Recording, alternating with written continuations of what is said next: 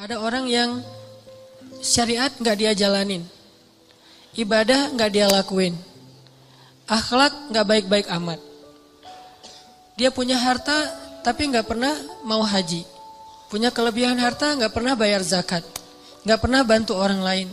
Salat, alam yajidaka yatiman fa'awa wa wajadaka dhallan dol.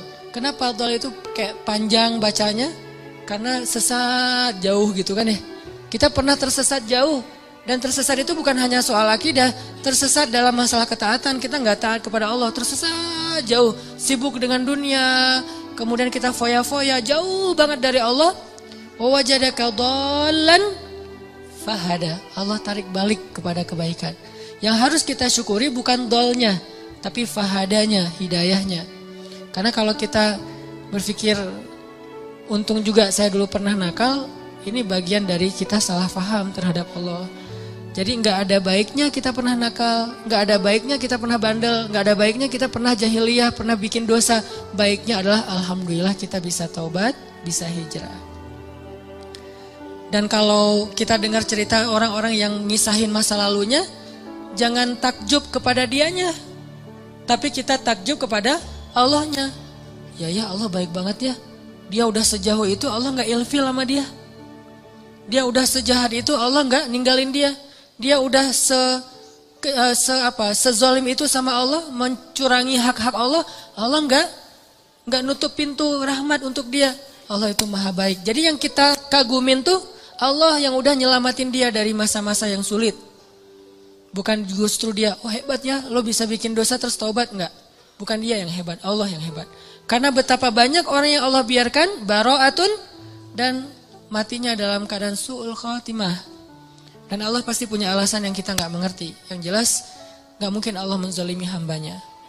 Jadi teman-teman, ada orang ketika dikasih nikmat, ketika dikasih kemudahan, ketika dikasih kelapangan rezeki, kadang-kadang dia jadi merasa bahwa oh berarti tidak ada yang perlu diperbaiki dari kehidupan saya.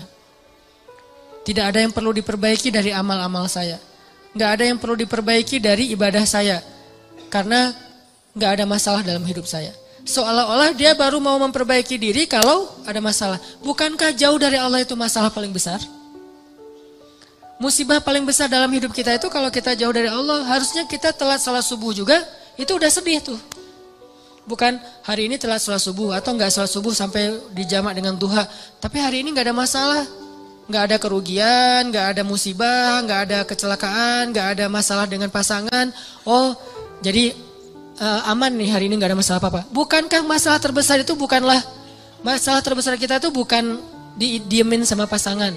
Walaupun buat saya itu berat banget. Istri itu kalau udah diem buat saya itu musibah dunia nih. Diajak ngapa-ngapain sama teman, enggak dah. Kalau istri saya masih diem, jadi saya bujuk-bujuk, cium tangan apa, nggak usah dibahas. Pokoknya gimana biar dia mau senyum dong, senyum, paksa-paksain senyum, akhirnya dia senyum, alhamdulillah. Tapi sebelum saya maksain dia senyum atau bujuk-bujuk kayak gitu, saya ngelobi langit dulu, langsung wudu, sholat hajat. Ya Allah, engkau yang menggenggam hati istri saya, balikin dong hati dia ke saya. Pas selesai assalamualaikum, pas ke kiri udah ada dia sebelah sih. Drama banget sih. Nggak penting banget cerita kayak gitu. Yang jelas teman-teman, masalah terbesar kita bukan dicuekin oleh orang yang kita sayangin. Masalah terbesar kita bukan ada musibah atau kecelakaan di jalan. Masalah terbesar kita bukan nggak dapat proyek, tender kita nggak gol gitu. Masalah terbesar kita bukan sakit. Masalah terbesar kita dalam hidup kita itu adalah ketika kita jauh dari Allah SWT. Bisa jauhnya hari ini target tilawah gak dapat.